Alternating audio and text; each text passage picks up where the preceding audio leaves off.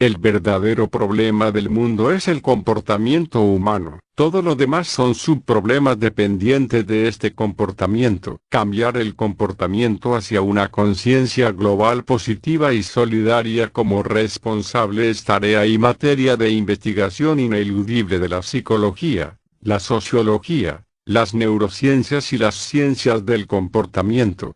La psicología y la biología son disciplinas científicas que se unieron hace mucho tiempo para encontrar respuestas. Los interrogantes alrededor de nuestra conducta llevaron a muchos científicos a unir esfuerzos por establecer correlaciones entre organismo y comportamiento.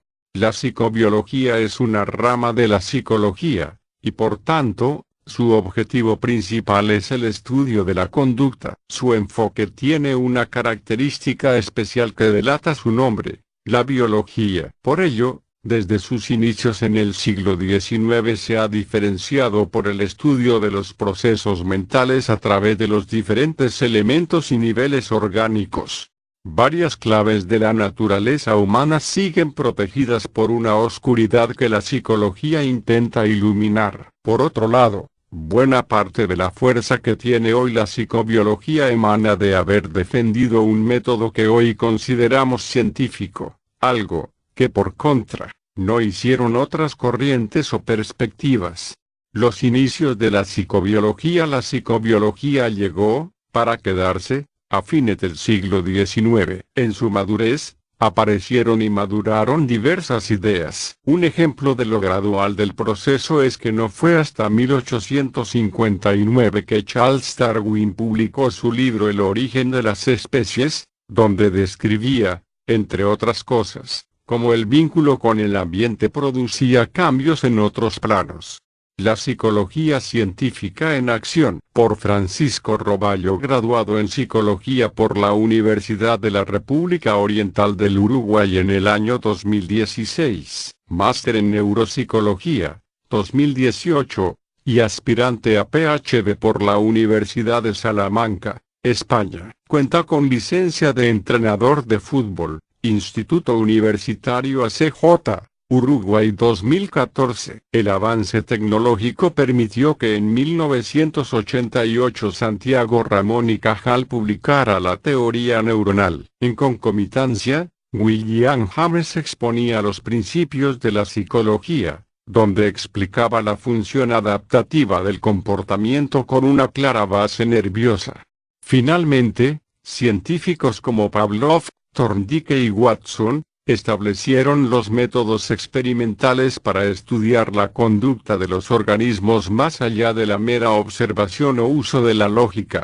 ¿Cómo explicamos la conducta? La conducta cuenta con un condicionante biológico innegable. Nuestra forma de proceder y pensar, por ende, también es producto de la evolución, y dependiendo de la especie o grupo de individuos, podemos ver diferencias significativas. Estas diferencias están marcadas por diversos factores filogenéticos. Son los rasgos característicos de una especie. Aquellos hitos evolutivos, como la adquisición de una postura bípeda en el ser humano. Estos logros genéticos son los que posibilitan que un organismo pueda ser estimulado por el ambiente. Ontogenéticos hacen referencia a las características individuales desarrolladas gracias a un potencial genético. En este factor, entra en juego la capacidad de desarrollar una característica morfológica o de comportamiento a través de la interacción con el ambiente. Epigenéticos son los efectos del ambiente que modulan la expresión genética. Por ejemplo,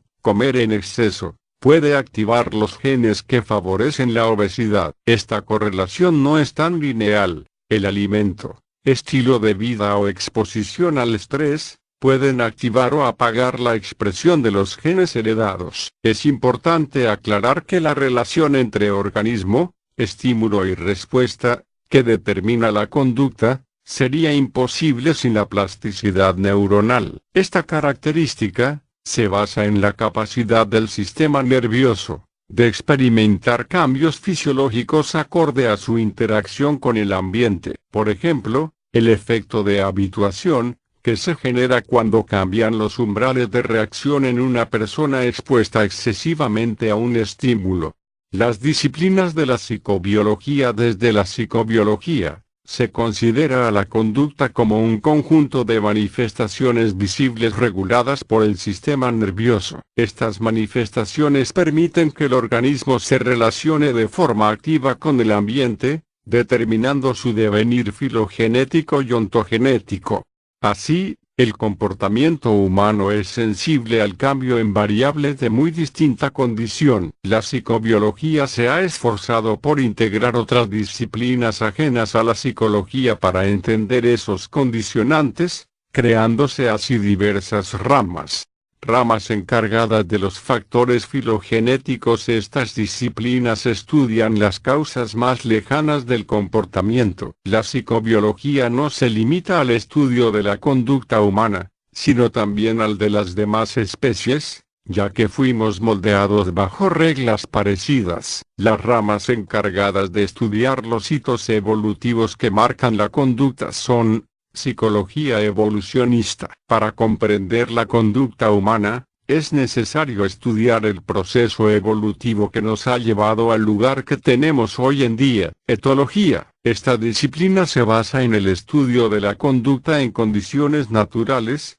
intentando establecer correlaciones entre factores biológicos y rasgos de comportamiento. Ecología del comportamiento. Estudia las estrategias de conducta que surgieron a partir de implicaciones ecológicas y evolutivas. Sociobiología. Disciplina que estudia las bases biológicas del comportamiento social de los seres vivos. Ramas ontogenéticas de la psicobiología. La causalidad del comportamiento acorde a factores más cercanos en el tiempo sería atributo de la genética de la conducta. Esta rama se especializa en estudiar la influencia de los genes. En primer lugar, abarca el impacto genético en el desarrollo de órganos fisiológicos que funcionan como intermediarios. Y finalmente, estudia el impacto directo que tienen estas expresiones en la conducta, los factores epigenéticos y la psicobiología del desarrollo. La psicobiología del desarrollo se enfoca en el estudio de las interacciones inmediatas del ambiente en la conducta. Por ejemplo, esta rama se encargaría de estudiar las deficiencias nerviosas, producto de una mala alimentación en los primeros años de vida. Esta interacción está marcada por condicionantes inmediatos de la conducta. Es así, que también existen diversas ramas que se encargan de su estudio. Psicología fisiológica. Cambios fisiológicos mientras que se desarrolla una conducta provocada por una intervención en el sistema nervioso. Psicofarmacología. Estudio a través de la estimulación con fármacos. Psicofisiología. Estudia las variantes fisiológicas del sistema nervioso, sin realizar una manipulación o estimulación artificial. Psiconeuroendocrinología. Estudia los mecanismos a través de los que las hormonas intervienen en el sistema nervioso. Neuropsicología. Disciplina que se encarga de determinar, dentro del contexto clínico,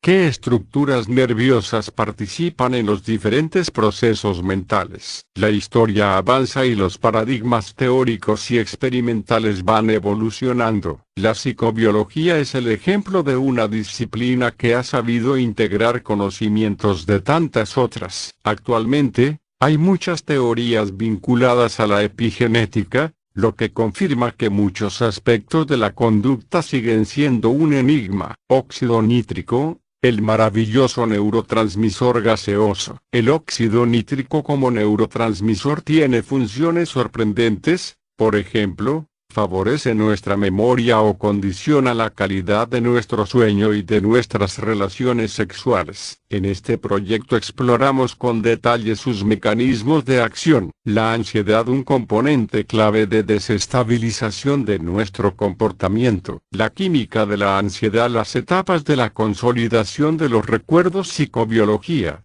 Características y ramas. Por nuestro cuerpo circulan millones de sustancias. Unas de ellas son los neurotransmisores, que entre otras funciones y usos tienen mucho que ver con la regulación de nuestra conducta. En particular, Hoy describiremos el papel que juega un compuesto bastante desconocido, el óxido nítrico. Según lo que sugirieron en su libro Neurociencia, la exploración del cerebro, Mark F. Bear, Barry W. Connors, y Michaela Paradiso, el óxido nítrico, no, se produce a partir del aminoácido arginina y funciona como mensajero intercelular. Podemos afirmar que el óxido nítrico es un mensajero químico exótico en el sistema nervioso. Se trata de una sustancia pequeña y permeable a la membrana celular, y se llega a difundir de forma más libre que las demás moléculas transmisoras. De hecho, penetra a través de una célula para afectar a otras detrás de ella. Además, se trata de una molécula liposoluble. En nuestro sistema nervioso actúa como neurotransmisor. También, se relaciona con diversas funciones de nuestro organismo. Por ello, su descubrimiento ha ocasionado diversas investigaciones. Por ejemplo, Duarje, Espinosa, Díaz, Sánchez, Leeng, Mijangos y Barragán, han estudiado sus implicaciones clínicas y publicado un artículo científico en la Revista de Medicina Interna de México. ¿Cuál es la importancia del óxido nítrico? La importancia de esta molécula gaseosa se relaciona con las funciones que desempeña en nuestro sistema nervioso. Veamos cuáles son. Mejora el rendimiento de nuestro sistema inmunológico, favorece la dinámica de los procesos de memoria, participa en el reconocimiento de los sentidos, como el del olfato, contribuye a la reducción de la inflamación y la coagulación de la sangre, proporciona un aumento para la resistencia muscular, además, para su desarrollo y fuerza, participa en el movimiento gástrico. Algunos autores consideran que el óxido nítrico no cumple todos los criterios para ser un neurotransmisor. Sin embargo, otros afirman que esta molécula gaseosa desempeña funciones como neuromodulador. Datos curiosos de esta sustancia: el óxido nítrico no solo participa en las funciones anteriormente expuestas, además de ello,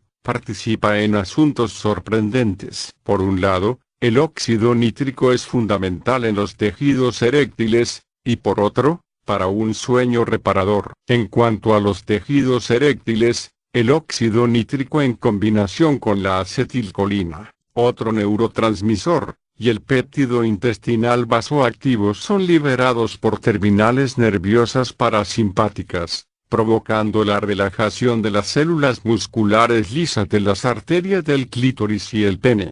Así, las arterias que normalmente están flácidas llegan a llenarse de sangre, provocando que los órganos se distiendan. En otras palabras, los órganos sexuales se hinchan gracias a la participación del óxido nítrico. Entonces, es fundamental para el acto sexual, al influir en el clítoris y el pene. Incluso, los medicamentos empleados para abordar la disfunción eréctil actúan en la ruta del óxido nítrico, que favorece el flujo de la sangre hacia el pene. Ahora bien, la Viagra es el más conocido de los medicamentos que ayuda a que se libere óxido nítrico en las terminaciones nerviosas. Por otro lado, el óxido nítrico influye en la calidad y duración de nuestro sueño. Pero, ¿cómo lo hace? Pues gracias a su difusión, sirviendo como un mensaje retrógrado para determinadas neuronas. Así, la función de este neurotransmisor como favorecedor en la calidad del sueño puede resultar un poco compleja de entender, pues los valores de esta molécula gaseosa son los más altos durante la vigilia. También, suben velozmente cuando hay privación del sueño. Entonces, ¿cómo es que el óxido nítrico llega a promover el sueño? Sucede porque esta molécula gaseosa desencadena la liberación de adenosina, una sustancia que promueve el sueño no REM, suprimiendo la actividad de las neuronas que favorecen a la vigilia. En resumen, el óxido nítrico es tan esencial como otros neurotransmisores. Participa en diversas funciones de nuestro sistema nervioso en lo que es un funcionamiento saludable del mismo. Impresionante, ¿verdad? Gracias al óxido nítrico dormimos, desarrollamos fuerza, se coagula nuestra sangre, nos defendemos, reconocemos diversos aromas e incluso hasta alcanzamos el orgasmo. La gente se vuelve realmente muy notable cuando empiezan a pensar que pueden hacer las cosas. Cuando creen en sí mismos tienen el primer secreto del éxito. El mejor lugar del planeta está donde tú en este instante te encuentras. En ese lugar puedes hacer un cielo de un infierno solo con tu actitud mental positiva. Hemos moderado y condicionado las publicaciones en nuestro sistema de comunicación que incluye el blog, Facebook y Twitter, algo de Pinterest e Instagram también. Lo adecuamos a esta propuesta reduciendo las publicaciones y entregando pequeñas raciones de contenido clasificado, arreglado al programa de instalar contenidos como anclajes útiles para fijarnos y moderar nuestras actitudes positivas ante la vida y los demás.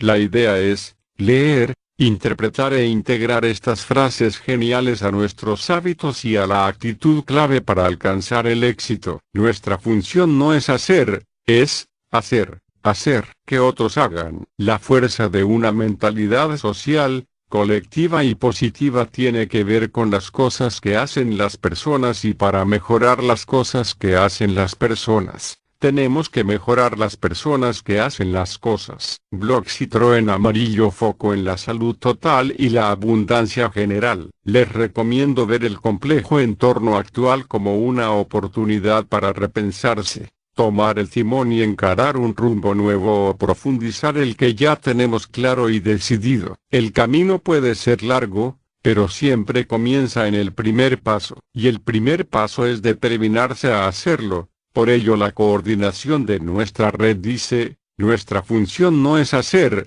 es hacer. Darle un pequeño empujón y acompañarlo para que usted haga su propio camino al éxito y felicidad. Lo invitamos también a seguirnos en Twitter en @calafate o en Facebook en la página FIAR en Instagram. Y no olvide inscribirse en el tope del blog Citroën Amarillo colocando su correo electrónico para recibir cada publicación en su computadora, tablet o celular. Muchas gracias por llegar hasta aquí. Se lo agradece el equipo de buen humor productivo de la Red Radar.